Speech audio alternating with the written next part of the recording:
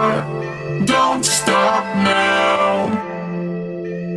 Reaching for a distant star. Don't stop now. Isn't it strange how we're safe at home? Till they're counting days until the second glow. If you're gonna make a change, you have to let me know. Turn the shit around, just out of top the yells. It's all you need to do.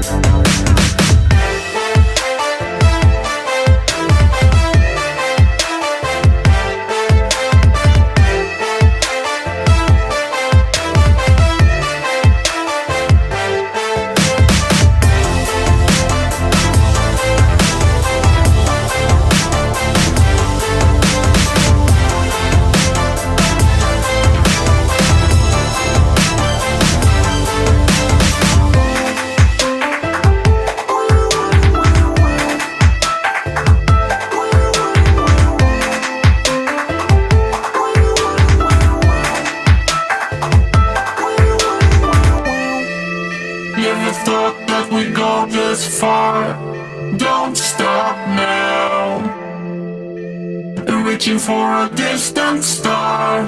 Don't stop now. Isn't it strange how we're safe at home? Till they're counting days until the second glow. If you're gonna make a change, you have to let me know. Turn the shit around, just out of top the yells. It's all you need to do.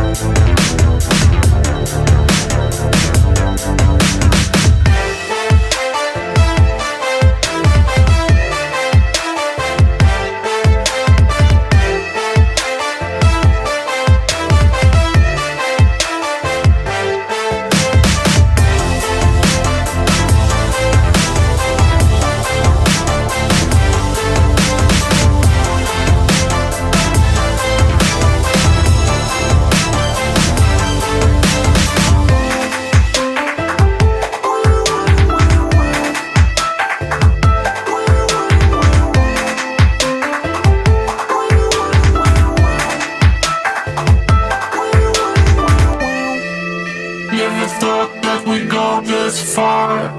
Don't stop now. Reaching for a distant star. Don't stop now. Isn't it strange how we're safe at home? So that I counting days until a second glow. If you're gonna make a change, you have to let me know. Turn this shit around without a doubt beyond. It's all you need to do.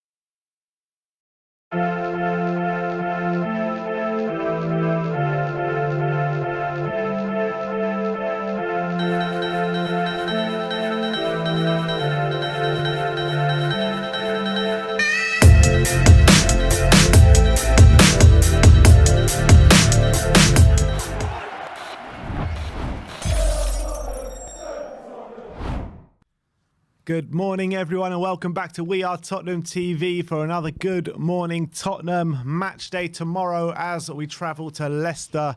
Well, Sim travels to Leicester anyway. Sim and Brian going to the game. Stel and Sai on the watch along tomorrow. But yeah, match preview time, and then we're going to get you guys on to have your say on the game tomorrow.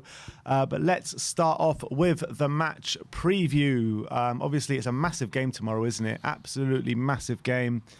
If we can get a result tomorrow, obviously it's one of our games in hand.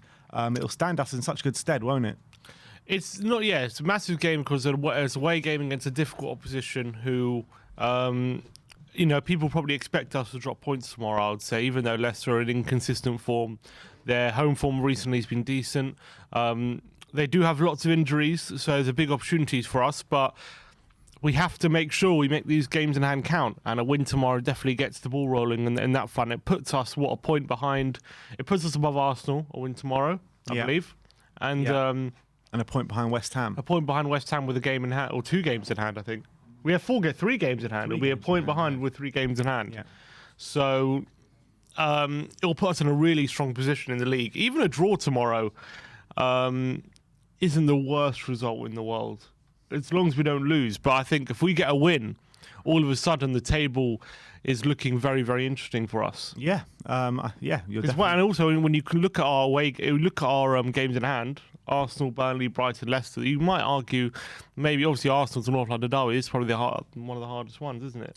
Well, yeah. I mean, with the squad that they have, I know they just beat Watford 4-1, but we should really be able to stamp our authority with all the injuries that they do have. I mean, they've got a bucket load of injuries, don't they? It's crazy. Absolutely, I really hope they don't try and bucket call load it of off injuries. again. Of course they're going to try and call it off. The list of players who are definitely ruled out for the fixture, you got Johnny Evans, Jamie Vardy, Ricardo Pereira, Wesley Fofana, Boubacara Samari potentially is a major doubt, Castanya's a major doubt, Iheanacho's out, Mendy's out, Amate's out, Ndida's out, and Bertrand is out, with Sionchu, Justin, Dewsbury Hall and Luke Thomas looking to recover, and Patson Daka all looking to recover.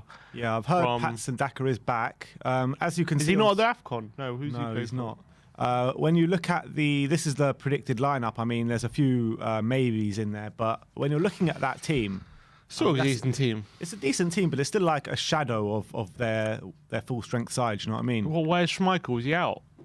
I'm not sure about Schmeichel. Is Schmeichel out? It doesn't look like it. No, I think he's fit. Maybe just Ward played in the cup game. Right. Look, I think in terms, if you go put the team back up again, 1 sec. If you look at the front line, that's still pretty much their first choice, except for Vardy. You still got a very decent front line there. Midfield, known indeed. We still got Tielemans there, who there's a lot of rumours about his future. At the back, though, that is a very second-rate defence. Yeah, massively. With Chowdhury and Vestergaard at centre back. Well, we have the tools to really to take advantage. If we don't have the tools to take advantage of that defence, what defence do we have the tools to take advantage of? I mean, well, Watford haven't kept a clean sheet all season. They were a minute away. I'm saying Watford, when we played them, they hadn't kept a clean sheet all season. And they were a minute away from doing so against us. It's very true. It's very true. Look, it's going to be... their defence definitely can be got at, that's for sure. But we've got to make sure that, although it looks like Dyer probably isn't going to be back, but we have to make sure we keep their front line quiet, which is still... they're going to be dangerous. Yeah, they'll be dangerous on the counter, but I do expect us to be able to trouble that defence. I really do. With Lucas Moura, with Harry Kane in the side, I mean, the quality is there. The quality is there. It's just that we need to perform. We haven't performed for like 4 or 5 games now. So we need to step up this game massively. I think this game is there for the taking for us if we come in with a strong mentality and strong belief that we can win the game. I believe we can win this game. When you're looking at the form of Leicester and Spurs coming into it, I mean, look at Leicester. Look how many goals they're conceding at the moment, but they're scoring a lot of goals as well. So 11 goals scored, 10 goals conceded in their last 5. I mean, their form in terms of, it's Jekyll and Hyde, isn't it? Look, win, lost, draw, win, lost. So it sounds like a draw's coming, but their home form is good, though. Their home form is good. Having said that, lost 2 of their last 5, though. Yeah, but I think they've won their last 3. Yeah. And including their last one. They actually haven't played in the Premier League in 2022 yet. Every game because every game got called up. Their last game they played was Liverpool, in which they did win 1-0. However, I don't know if you saw that game. They were very lucky to win that game. Liverpool missed a penalty and a host of really good chances. And then the one chance came Leicester's way and they took it, and then they were able to hold out. I think they've got to say, fair enough, but they're very lucky to win that game. But they've been very inconsistent throughout the whole season, haven't they, Leicester? Really inconsistent. They've struggled to really find any sort of rhythm. They're either going too attacking or too defensive.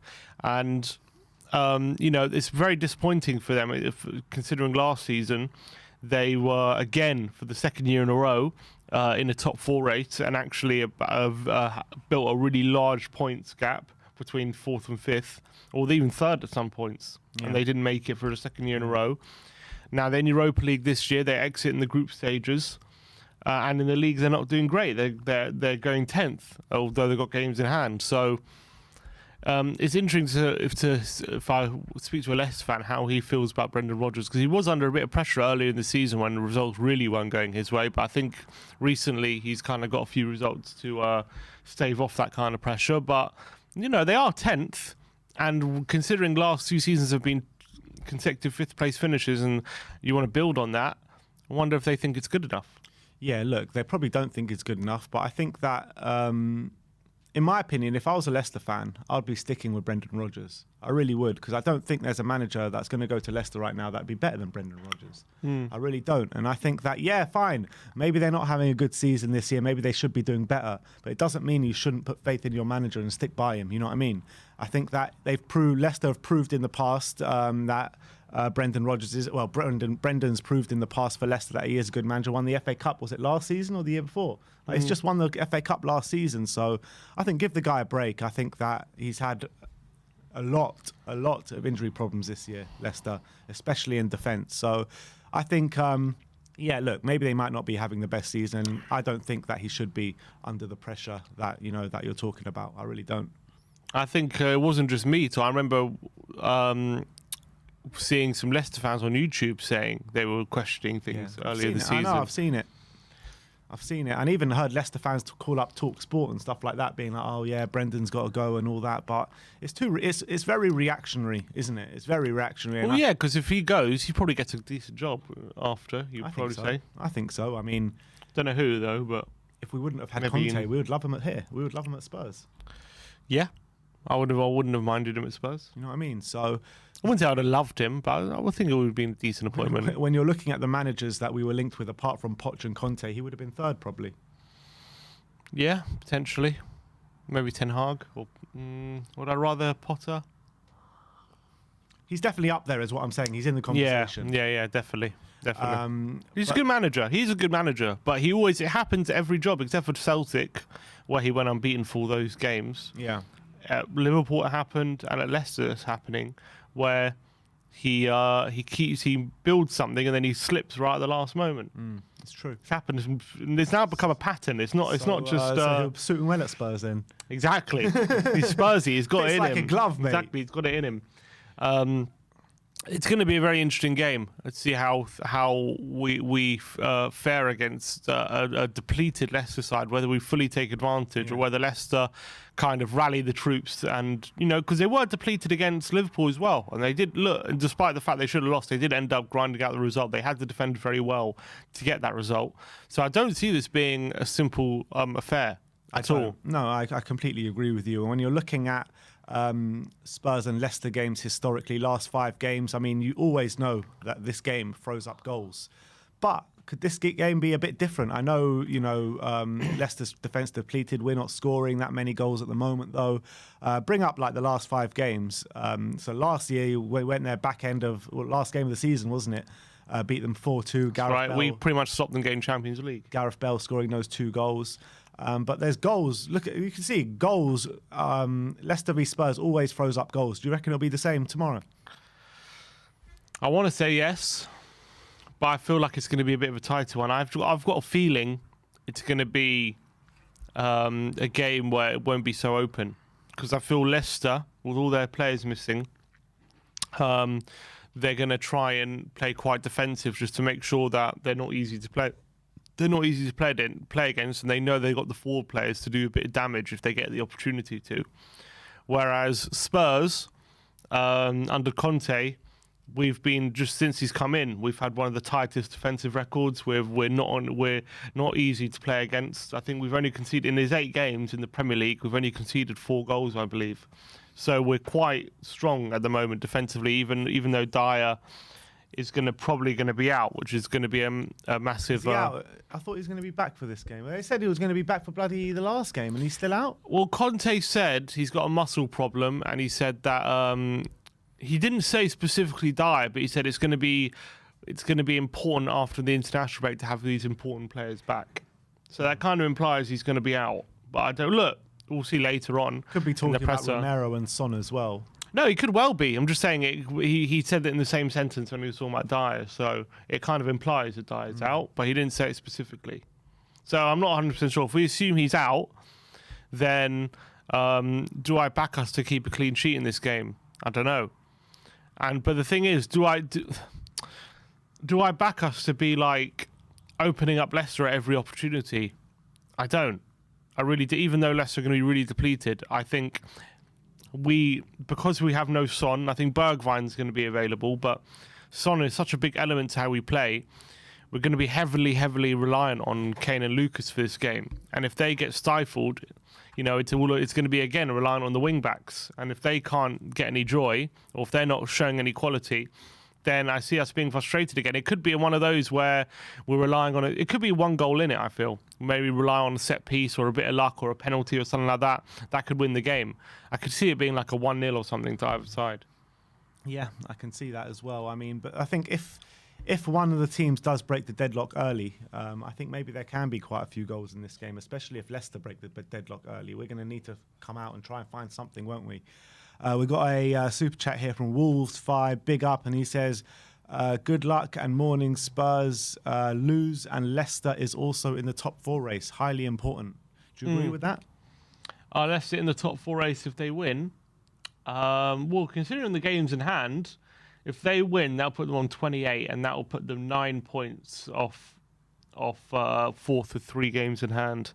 So I think at that stage, I would say not quite, because that's still a lot of points. And even if they could win 3 games in hand and be level on points, but it's a bit different to when Spurs are 4 points behind with 4 games in hand. That means we could lose 2 of those games in hand and still be points-wise on for 4th, whereas they have no room for error. And do I back Leicester having to be faultless in a run of games like that, especially with these injuries? I don't. So I don't see them with a win. So I don't see a win tomorrow putting them in the race. They'll have to go on a crazy run to be in the race. Whereas Tottenham could lose tomorrow and they're still in the race for top 4. That's how I see it. Yeah, I think you're probably right there. I think you're probably right. But in terms of the way we can attack Leicester, the way we can hurt Leicester tomorrow, is it going to be just targeting their defence really tomorrow? Yeah, if they're going to play, if they're playing all Brighton and that Campbell guy, I don't really know who he is, but I'm guessing he's a youngster who's played a few games this season. If they're playing them off wing back, they're going to have a lot on their plate. With although everyone can say what they want about Emerson and Reguilon and whatever the quality they have, one thing for sure is Emerson and they're both getting forward very, very well. They get in very dangerous positions, and the wing back's going to have to notice that during the game. He can't just let them run free all the time. So they're going to have it's going to be difficult for them, and it depends if you play the 3 in the middle or the 2. I would probably play the 3 in the centre, attacking. I try and fit them in if we can. Who would your 3 be? Obviously, Kane and Lucas. Who's the other one is? Oh, sorry, I thought you meant 3 in midfield. No, I meant it up front. I meant up front. 3-4-3. Yeah, 3-4-3. Okay, yeah, I was thinking the same. Probably Bergwijn. I'd try and fit Bergwijn in. Play Lucas on the right, Bergwijn on the left, and Kane up top. Skip and Højbjerg in the middle. Skip and Højbjerg in the middle, and that's probably what I would do. Because although it risks getting outnumbered in the middle, although they have their midfielders injured, I think that defence needs to be as occupied as possible. And needs to have as many attackers to think of as possible. And it's different when you're playing against Liverpool, where they're going to commit loads of players forward and you can just leave 2 players up top and leave a 2-on-2 situation. It's going to be very different against Leicester. They're not going to, although they've been, to be honest, fairly recent, they have been quite attacking. I feel like in this game, with all those players injured at the back, they're going to have to be somewhat pragmatic to try and get a result. If they come at us, I think that's the game wrapped up. I think we'll win easy. That's why I don't think they'll do that. I think it's going to be a bit of a pragmatic performance. It's a bit more street smart than that, Brendan, isn't it? Yeah, he'll have to be. Although, in a weird way, their biggest assets recently have been going forward because they've scored quite a few goals at home. They're going to have to be pragmatic to get a result because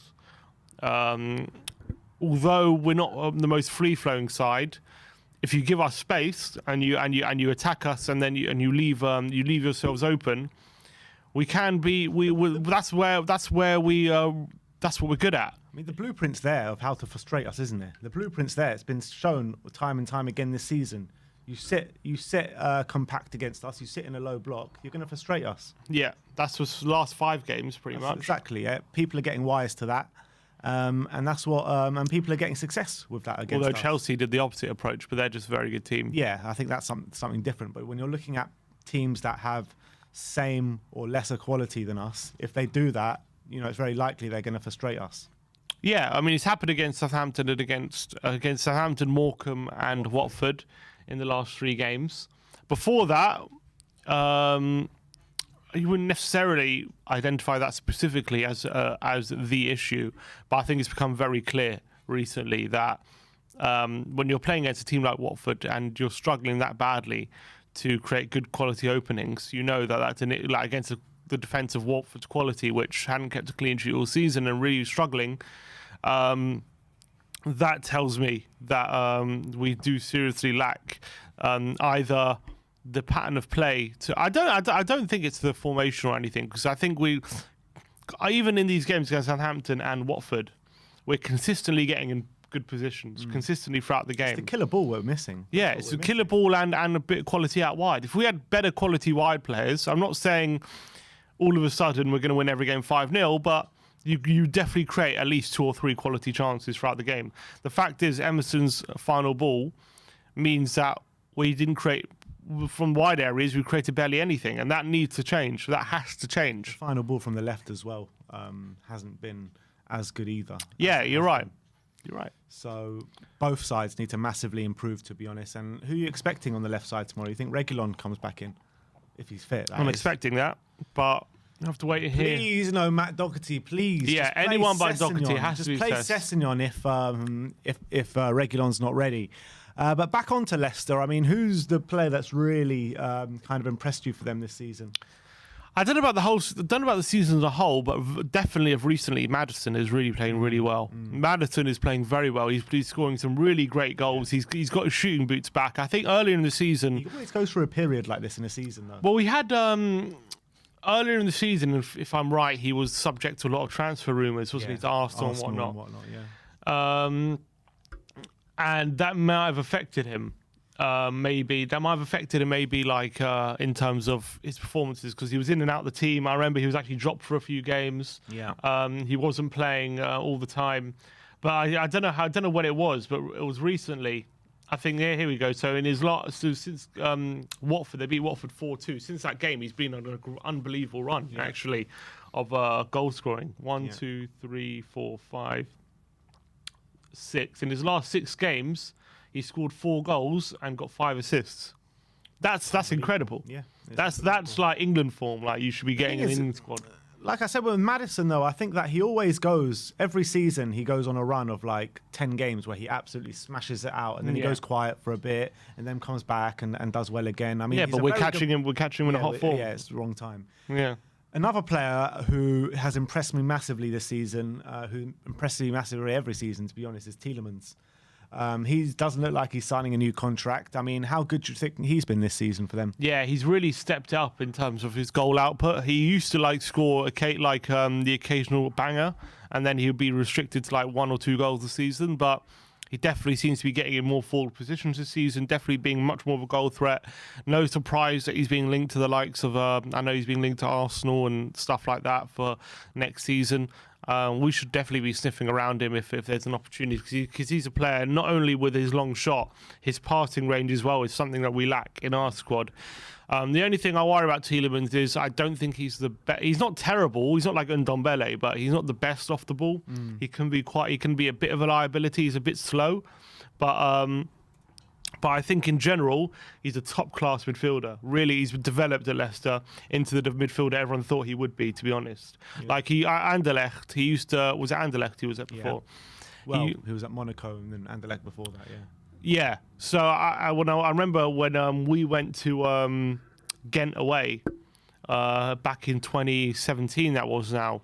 We were staying in this hotel. Do you remember that? We were staying in this hotel, and we were talking to the hotel manager, and he was. I can't remember how we got into the conversation, but we were talking about Belgian prospects, supports and stuff, and he said Anderlecht. That was it. Yeah. And he was like, "You have to watch this player, Tielemans. He's going to be a real star. He's going to." I remember I'd heard of him at the time because he'd FM legend. first of all, he's an FM legend, but his some of his goals just go viral sometimes because they're just absolute bangers. Yeah. So you just see them. Yeah. But you'd always wonder, is he going to marry that with being a top player? Like, not because it's one thing just being a scorer of great goals, but you could just be a John Joe Shelby, someone who scores great goals, but is not exactly a great player. But he's really developed his game. He's become an all-round midfielder. And at Leicester, when you marry that kind of quality he has with work ethic and doing the simple things as well as long-range shots and through balls and all that kind of stuff, then you become a top-class midfielder. And I think that's what Tielemans is at the moment. When talking about those two players, Tielemans and Maddison, would you take both of them at Spurs right now? I think we could use both of them. I really do. Who do you reckon is more vital to us? If I could say you could only sign one of these players, who would you go for? The thing is, I think we're more in need of a player like Maddison, but I think Tielemans is probably the more consistent, better player. So it's a difficult one. I'd probably go for Maddison. Just because we need that creativity. He also has the long shot, like Tielemans does, which we are like. I mean, look, if you think about our squad, we have Kane and Son who can shoot from range, but who else can? That's pretty much it, yeah. And when they're stuck up front all the time, it's hard for them to get those shots off. You need someone from deep who's able, when we are being frustrated, someone who can pull one out the bag like that. Definitely. Could be very vital. And he's also very good at free kicks, Maddison, which we don't really have at the moment. Very good at set pieces. And if we can get him playing more consistently, he's still what? How old is he? 24, maybe? Maddison or Tielemans? Maddison. He can't be that old. Well, Tielemans is 24. Maddison's probably around the same, yeah. Yeah, he can't be older than 24, is he? Maybe 25. 1 second. James Maddison. So I think He's 25, yeah. 25. I think he's got serious quality in him. And if we can get him playing more consistently, he could be one of the best playmakers in the league in terms of that number 10 position. The quality he has. Yeah, it's a shame he's just I've seen him big Arsenal fan, though. It's a shame. But I've seen him do Eriksen-style crosses, like from those half spaces with his right and left foot. It's never been consistent enough for me for Maddison, though. But if we can get him consistent, like he's got the quality. If we can get if you get that consistently out of him, he's top class. He's top class. Yeah, I can't disagree with that. Billy Hoyle in the comments says Ben Davis long shots bang. Ben Davis, like the one every 5 years. I remember he hit the bar against Arsenal one year, didn't he? If you remember that, he had a shot from like 30 yards. He scored one against what was it, Stoke last season? He scored one against Stoke. True. But look, I think that kind of draws a close to the preview. But what's your prediction going into it? I think it's a tight affair. I think both teams. I think Conte in this game obviously is going to want to win, but I think he also realised that a draw is not the worst result. I don't think it will be a draw. I just think it's going to be a very tight game, and I think there'll be one goal in it, and I think it'll go to Tottenham. So I think it'll be 1-0. 1-0 Spurs. Harry Kane. I think it'll be like from a set piece or something. I think it'll be very similar to Watford. I'm not saying it's going to be 96th minute, but I'm saying it'll maybe like Sanchez or a Dyer, or if Dyer doesn't play, something just like or one of the wing backs or something. So like a defender will score. I've got a feeling. I feel that they'll just like crowd Kane out the game. They'll do everything they can. I think our only hope of getting Kane into the game is because their defense isn't so good, we can get Lucas to dribble at them, and because their defense is a bit depleted, the quality defenders might not be able to tackle him. That could open up space for someone like Kane. Other than that, I see them like literally getting 3-4 players around Kane every time. Yeah, I mean, in my opinion, I think if we're going to go with the back three of Davis, Sanchez, and Tanganga, obviously we're very susceptible to conceding a goal from a set piece or something. Definitely. I mean, they're just all over the place at the moment from set pieces. So if that is the back three we're going, I really can't see us keeping a clean sheet. But I do think we can go and win this game with this depleted Leicester side. I do agree with you. It is going to be settled by the odd goal, and it's going to be a tight affair. But I think we can nick this 1-2-1. And I think if we do nick this 1-2-1, it's a brilliant, absolutely brilliant result for us. We go above Arsenal, get a point behind West Ham with like 2 or 3 games in hand. And yeah, we can just shut Arsenal up for a little bit. That's the main point anyway. So I'm going 2-1. My brother's going 1-0 to Spurs. I want to know your score predictions in the comment section. Fill up that live chat with what you think the score is going to be.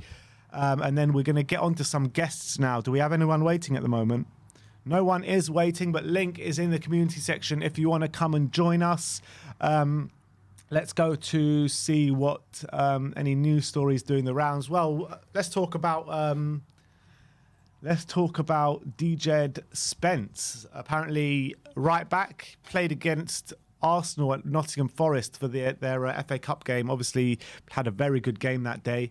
He's on loan from Middlesbrough. He's a right back. Sky Sports are claiming that we're in talks to sign him and loan him back for the remainder of the season. Well, not loan him back, but he'll stay on loan at Nottingham Forest for the rest of the season. Yeah. What are you making out of all this? I mean, look, again, I don't have a problem with it. It's just we're in need of players who are going to come in and improve us right now. And if we were serious about this top 4 challenge, I'm not saying don't do these kind of deals or anything like that. Do it. I mean, it might be a good deal. I saw him against Arsenal. He was brilliant. And I'm sure, look, if they really believe this guy has a big future, then go for it. But why are we concentrating on these deals now when we should be, when our focus should be on getting players in, working on deals to make sure that we improve the first team squad right now, to give Conte some wiggle room, some room to work with. Because at the moment, we're short of numbers in the first team, and it's all well and good having someone come in next season, and he might not even be ready for the first team next season. Maybe he needs another loan. I don't know. So clearly, this kid's got potential, and if that's what the scouts and Spurs He looked very believe, good that game. he did. It was brilliant. I remember pointing him out, and I didn't even know he was linked with Spurs then. He wasn't. No, I know he wasn't, Yeah. but I'm just saying, while watching that game, I highlighted as being a very good player because he was just playing very well. Probably man of the match on the day. But that's just one game. So I don't know how he's been all season, but in that one game, he looked brilliant. Yeah, absolutely. So I'm all for the deal. I just hope we're not making this deal and sacrificing potential deals we could be doing now and improving the team now, because if we don't seriously invest, not seriously, but like if we don't, 2 or 3 players. yeah, if we don't get some signings in this window, well, who knows what the future holds. It's not even like world-class talent that we need to sign. We just need, players that can come into our team and be competent, pretty much. We've got so many players that can come into this team and are just not competent. We need players that can come in, that Conte can improve, that Conte can work with. And that's all we need to put ourselves with a real kind of foothold on this top 4, because we're so close with the squad that we have. Just add to this squad now, and basically, I would say it's a very good chance that we can finish in the top 4. Like a very good chance. Yeah, if we can just add some depth. So frustrating. If we can just add some depth, it wouldn't be like that would be a good window. Yeah. But signing someone for next season, that's all well and good, but it doesn't help us now. So it's hard to get excited about it. True. Brett Lougheed with a super chat member for 16 months. Oh, big up to you. Says, why do you think Levy will change when his transfer policy has been so successful for the past 20 years? Well, it hasn't been successful. I think, to be honest, in the earlier years, it was more successful than it is now. I think that's what, obviously, he got a lot of credit for that. And, when I remember we used to say he just got levied, all that kind of stuff. I do think, I'm not saying overall. When you're saying earlier days, what day are you talking about? The Martin Yole and Harry Redknapp day? What days are you talking about? Yeah, maybe like Harry Redknapp kind of era. It was a bit more. No, I wouldn't say it worked. I'm saying it worked better than it does now. I would say it still had its problems, but even back then. But like going for Tevez and Cahill, all this stuff. It still had its Nelson and what was it, Saha, and also I think the main thing for me is waiting to the last minute for deals and all that kind of stuff, and never budging an inch, and sticking and no give or take, only take that kind of stuff. I think maybe 10 years ago, and also having this very stringent, only paying this amount of player, not trying to get the deal over the line. trying to win every negotiation basically, as opposed to getting the player through the door. Yeah. I think maybe 10 years ago, 15 years ago, it was a bit more successful. I think nowadays, all it does is piss clubs off. Clubs now don't want to wait till the last minute to get to do deals like they used to. The last minute deals used to be commonplace, but I think players and clubs now would rather get deals done early so they can plan themselves, rather than get a deal done on deadline day and then be scrambling around themselves. That's not what clubs want. I think clubs are wise to that nowadays. No one has time to pussyfoot around anymore. Just get your deals done, improve the team, and get the players out that you want to get out. Exactly, but Levy's still stuck in like 2008. That's the problem. He's living in a different world, and I don't know. The football landscape has changed so much, yet he's still the same, and that's a big problem. So it might have worked for him previously, but it's been outdated now for a good 10 years probably. Yeah, spot on. Brett Lougheed again with the super chat. Big up. He deleted his message, but I'm going to read his last message. And he says, "Boys, I was being sarcastic. Love the channel from Rockhampton, Australia. Come on, you Spurs." Yes, I think we got a bit of an inkling you were being sarcastic. Don't worry about that. We didn't get the wrong end of the stick there. But I think it's time to bring on our first guest of the show. And that is our good friend, Amir. Amir, how you doing, my friend? I'm good, lads. I'm good. How are you guys getting on? How are things in London? Yeah, things are cold in London, man. Yeah, very freezing. cold. Woke up this morning to iced cars, have to get the scraper out and all that. 0 degrees in northwest London when I woke up. So, yeah, that's how it's going. How's it going over there? Oh, mate. Well, it's a bit nicer than... We actually did have a storm come in and there was big rains and there was flooding and stuff. But now it's nice. Now it's actually a nice, beautiful day outside. Yeah, I can see the sun shining through your window. That's it. It is actually out today, yeah, after the storm. But I'm going to be flying into London on... Oh. I'm have to get used to the cold. When you coming? Sorry, you just broke up there for a sec. Oh, on Friday. Friday. You're going to be at any games? I really hope so. I'm looking to try and get tickets to Brighton, try and get to the FA Cup match. Yeah. Okay. Well, if you do, hit us up and we can meet up for a beer or something. That'd be nice. Oh, for sure. That would be great. All right. Well, we're not here to talk about the weather, and we're not here to talk about stuff like that. But we're here to talk about Tottenham, Leicester. How are you feeling going into it? Do you know what? I'm actually fairly confident. Like, we usually do all right against Leicester, and Harry Kane's usually, firing in the goals against Leicester. So I'm feeling like we're going to do all right. And we've obviously had a bit of a break now. The players, with Arsenal running scared and whatnot, I think we'll do all right. I think obviously Sonny's still out, right? That's a bit of an issue. But yeah, the players are going to have to buck their ideas up and create more chances, and we should beat them. Well, Leicester, even though they've got a host of injuries, they've been in fairly decent form of late, winning their last 3 home games. Vardy isn't going to be playing, but they're going to have the likes of Daka, Maddison, Perez, Harvey Barnes available for this game. So it's important not to underestimate what they could do to us tomorrow, despite their injuries. Yeah, you're right. But I'm hoping under Conte, defensively we've looked a little bit more solid, right? Even players like Sanchez have been putting in performances, and hopefully Romero. I don't know if Romero's back or Dyer's back for this one as well.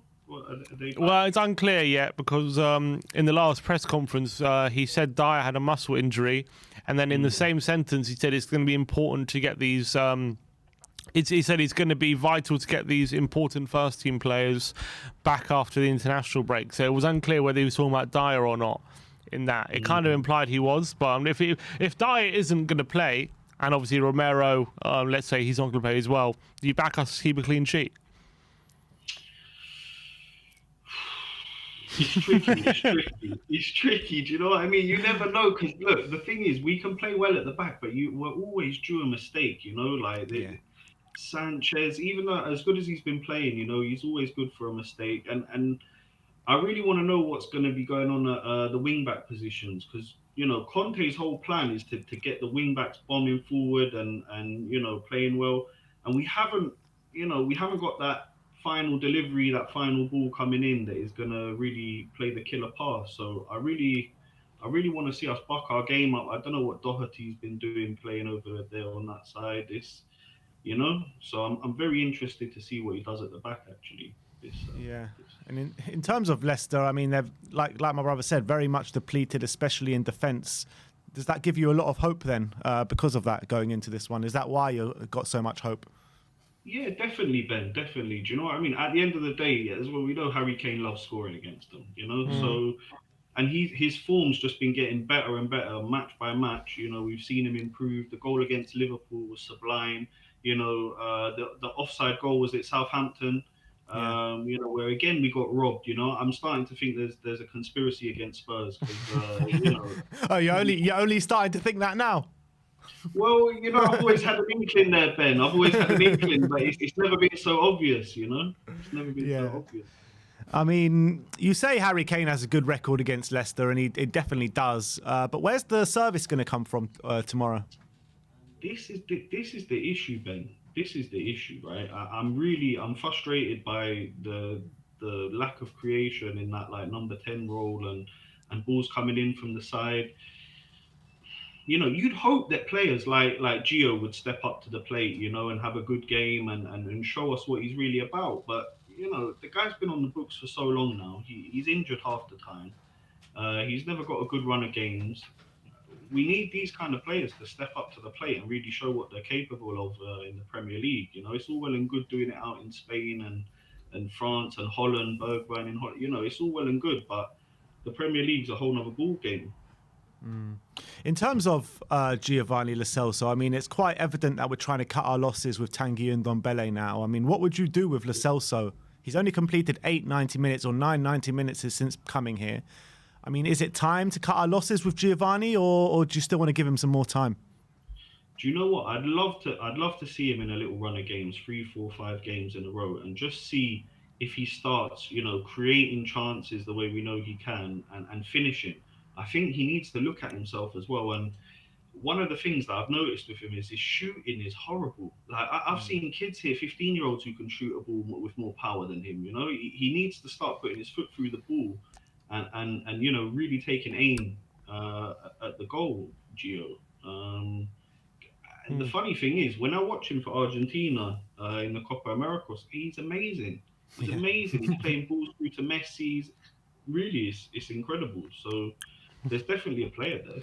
Maybe that tells you the difference. He's got Messi to play with at Argentina, and I don't know. I've always found he plays in a midfield 3 for Argentina as well, doesn't he? On the left, usually on the left-hand side of a midfield 3. And we kind of at Tottenham, we put him on the right, and we put him in the centre. We put him deep. We put him just behind the striker. We don't. And he gets injured all the time. We kind of maybe haven't found his best position at Tottenham, or maybe we're just all the time moving around. Probably hasn't helped him. Do you feel like he's been a bit mismanaged at Tottenham? Or is that excuse run thin? I don't know if it's mismanaged more than he's been unlucky with the injuries. Obviously, like you can't really do much, to prevent those, apart from, a bit more conditioning and training, I suppose. And we've gone through so many managers, haven't we? We've been so volatile, lads. It's like we're going back to the 90s, we're going through managers like, and that's probably hurt him. But I don't know how much Conte fancies him, to be honest. I'm not sure he fancies it. He prefers getting in there.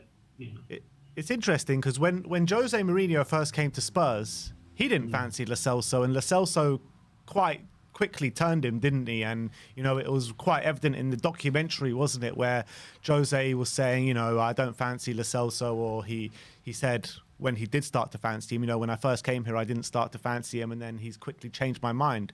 Why can't he do that with Conte as well? I mean, we know there's a player in there, and we know he could do it in the Premier League as well. Well, Ben, I think you're spot on. You're spot on, but it's up to him as an individual now to take that upon that responsibility upon his shoulders, and show everyone what he can do, and show Conte what he can do. We've seen with, as Conte likes to call him, Winky, a player that everyone wanted out suddenly playing, Xavi Iniesta passing. So we know Conte can get the best out of players. I'd love to see him get the best out of Gio and for him to come good. You know, that'd be fantastic. And I'm here. We're now on January the 18th.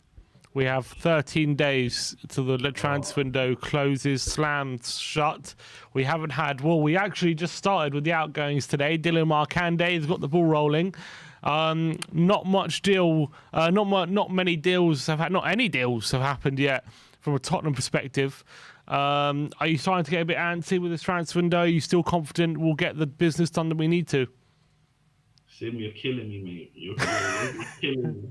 You're absolutely killing me. It's what is going on? What is actually going on? I mean, Markande, I would have actually kept him. You know, loaned him out or something. I would have kept him actually. You know, there's a player in there.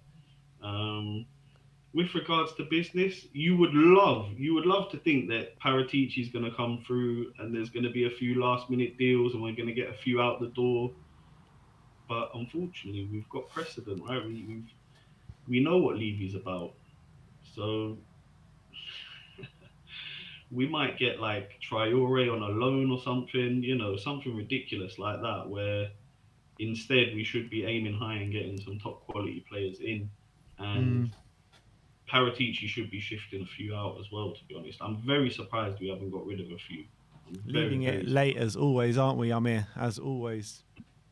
I don't know why. I don't know. I mean, you look at Villa. They've gone out and got Coutinho. Brilliant. Look at him. Straight in the team. Straight, you know, performing amazing. Why didn't we get him? Why didn't we get him? Yeah, there's a lot of players you could have said we could have got, but what's you know, with the, as the window gets ever closer to being to closing, what priorities would you say is getting more and more important for you? I would say a creative midfielder is key.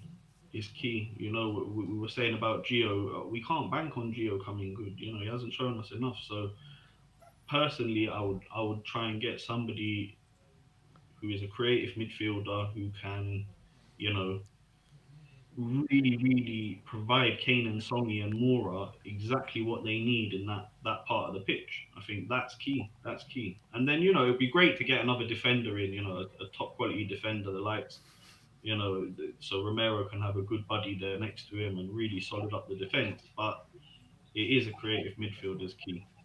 All right, and finally, score prediction for tomorrow. I'm gonna go with 3-1, lads. I'm gonna go with 3-1. We've All got right. this in the bag.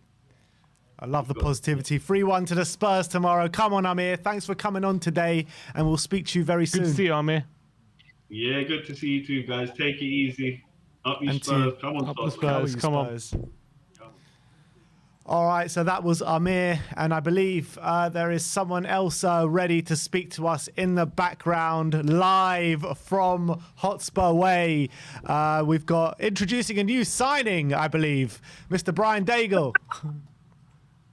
What's up, people? How are we doing? How's it going, You Brian? haven't seen anyone come to Hotspur's Way, any new signings, any potential? You didn't see Bale there in the car or anything? No, but absolutely no one. But saw Paratici, who's still considering to have a thumb war whether to make a bid for Adama Traore. He's here. Yeah, no real new comings or anything. Just another day of normal shit at this place underneath the parasite. You're probably lucky Levy hasn't come Just in yet another day- because just another because day of nothing. with that sun coming out, he might blind you with his bald head. Yeah, I know. I mean, who knows if he's got the balls to show his face here? He's probably tucked up in Hotspur Way, or not Hotspur Way. What's it called next to the stadium where he? I can't remember the play. Wherever he is, he ain't here. That I can assure you. Something very concerning is a lot of the players have turned up for training. Harry Kane hasn't. Harry Kane hasn't. Well, is he Read on his into way that what out? you will. No, I don't think he's on his way out, mate. Just You let's sure you wait really and see miss if he's him? picked up an injury, or let's wait and see if anything's happened. But he is not a training. So He is not a you've training. you've seen most players come through and not Kane. We were here at 8:30. We've seen all the players come through. Interesting. All the players come through, but Harry Kane has not come in. Maybe he slept at the training ground. But maybe. We shall see. But thankfully, we started off at 8:30 in the morning. We're now up to 8. Obviously, like I said, from the get-go, today wasn't about getting huge numbers. It was saying, like I said, man of my words, said we'll be here. We are here.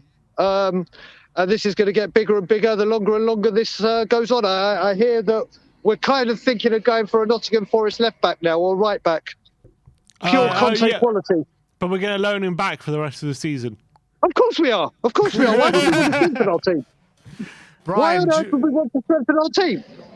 Brian, do you want to show us the people at the protest, seeing what's going on? I can show you. I mean, we've got. Let me see. There's a few people behind me here. I don't know if you can see them. Hi there. So we've got a few people here. We've got Graham, and then there's two people over there putting a huge banner out there. And like I said, we're going to be here till about 4 or 5 o'clock. Listen, like I said, today was nothing about getting hundreds of people or anything like that. It's getting awareness like we did for the NFL protest, and people were saying, oh, look, there's only 2 people or 4, whatever. Well, we got worldwide exposure, and this is the start. Like I said, we're going to be here every single day, apart from match days. And I think the longer and longer this goes on, the more people come. Obviously, it's very hard for people to get out of work or if they have childcare or whatever. But we're here. We said we're going to be here, and we're here. Brian, just a quick question. You said you've seen players come through the door. Did Eric Dyer turn up for training today? Eric Dyer has showed up for training. He's the first player we saw. Interesting, because I'm hoping he'll be first fit for player tomorrow. We saw giving huge thumbs up to us. I have to say, and you know how I feel about this guy, Lucas Moura saw us. I was just like, yeah. And mate, this guy must be on Red Bull 24/7. He was fantastic. We've seen Reguilon, we've seen Rodon, we've seen Højbjerg, we've seen Davinson Sanchez, Tanganga, a load of the youth, some of the reserves. But like I said, there's been no Kane, no Son, Dele Alli's here. But Eric Dyer was the very first person here that we saw. Okay, that's good news. Romero we haven't seen. Okay. Bergwijn, yes, we did. Bergwijn, we did, coming in his very nice pimped out Jeep. So yeah, he's been here. I'm going to try when the players come out. That's if they come out, because who knows if they stay in the hotel tonight before Leicester, or even go up to Leicester. I'll try and get them coming out. But yeah, Bergwijn is here. It's Conte there, because we're still contemplating getting whatever millions we need before we try to contemplate buying a mate. What's the new rumours on Adama today? We're considering making the consideration. Oh, okay, we're about to consider it. Fantastic. It's what we love to hear. No, someone said we could get the green light today or something like that rubbish. I know. Yeah, we could get the red light. I could grow a third leg, a fourth arm, a towel, and 6 eyes. But we'll see what happens. But I think we know now. What day are we at? Day 18. Yes, day 18 of the Day window. 18. Just 13 days to go, Brian. 13 days to go. 12 days since our debate, Ben, and we're in the same place we were 12 days ago. Yeah, that's true. Exactly the same place. Exactly the same place. Did Conte turn up, or has he walked already? So, do you know what? A lot of these... let's hope it's not walked. But what I will say is that there's a few people that came out in blacked out windows, so it's very hard to tell if he came in. But from what we've heard, or not from what I've heard, I've been told, Conte gets in exceedingly early, so he could have been here. We were here for about 8:15, so he could have well been in the building. Same with Kane, in all honesty, but all the players that were coming in kind of at the same time, as I said, Kane weren't there. And more importantly, have you not seen Daniel Levy come in yet? I think you would have known if Daniel Levy. I think you would have seen a photo or a tweet from me saying, "Yeah, the bald-headed prick is here." I think you would have seen that. I think the world will know if Daigle gets to lock horns with gets eyesight on that man. Well, if you're going to be coming there every day, Brian, you're going to have to start wrapping up warmer, aren't you? Surely get some hand warmers or something. It looks cold out there. Mate, I'll tell you what, this morning I woke up and literally I'm wearing like my Under Armour mesh trainers, and I thought, yeah, do you know what? I'm from Canada, it's not going to be cold. my arms and my hands and feet were freezing. But thank God to Kim, who came with bacon sandwiches, a cup of coffee, and thermal socks and thermal gloves for me. Oh, that's absolutely brilliant. You need to. I think you need to get a tent there and start camping out. I think. Mate, believe me, if it weren't so cold, if it was April or May, it might be on. But yeah, not in January. Not in January. So yeah, we'll see what happens throughout the day and go from there. But at the moment, no one coming in. Shocking, that would surprise us. Bald-headed one isn't here. We carry on protesting. All right, Brian. Protesting until we get some signings. Brian, it's always good to see you as always, my friend. Always a pleasure, mate. Fight. And what an apt way for me to say, and as always, Levy out. Levy out. And that, that was Brian. Yeah, Brian Daigle. Fantastic live stuff. From Hotspur Way. The start of the January transfer window, a protest. Apparently, they're going to be there every day from now until the end of the transfer window. So we'll see. I'm sure Brian will be keeping us up to date every day with the goings on over there and seeing how it grows and stuff like that. But I think that probably draws a close to the stream today. Any closing words from you?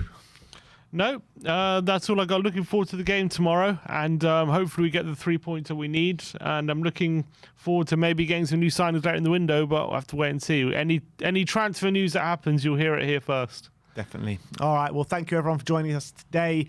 Press conference coming your way shortly. Predicted lineup as well coming your way today, and probably a Tottenham update if there is anything to update you on a bit later on today. And actually, before we go, we didn't mention that Lamela won the Puskas last night. So, yeah, that would be probably two-time Puskas. You'll never sing that. Need to make it a 3P next year. Yeah. See you later, guys. Like, subscribe, and comment. And as always, come on, you Spurs.